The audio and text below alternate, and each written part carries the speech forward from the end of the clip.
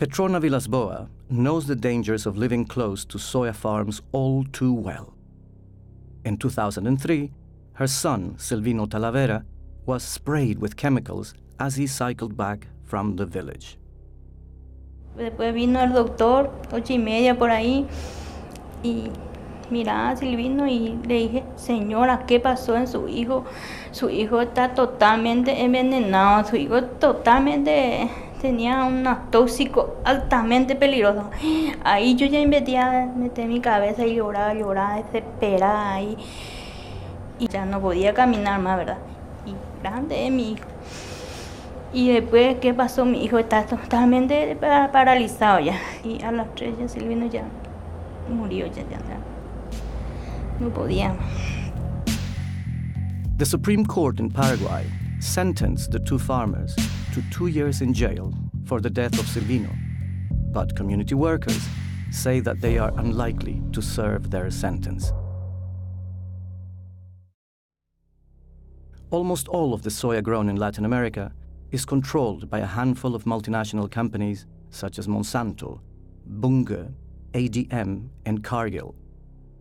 Even as hunger and food insecurity rises, these companies are making ever-increasing profits with the sale of patented seeds, pesticides, and fertilizers. Much of the soy is sent to Europe, where it's used as a cheap and protein-rich animal feed in factory farms across the continent. Most consumers in Europe are unaware that the meat and dairy products that they eat are made from animals that have been fed on genetically engineered soya, or that this soya has been grown on deforested land that has displaced thousands of local communities. The widespread deforestation of Latin America to feed European farm animals has huge implications for climate change as well.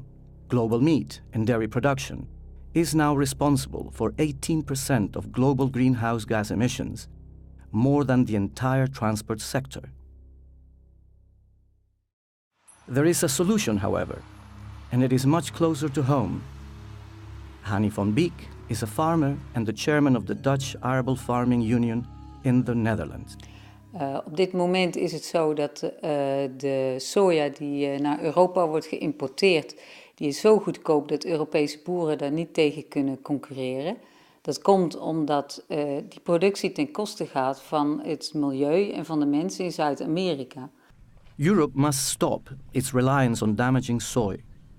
It must support farming in South America that produces food for its own people rather than for animals in Europe.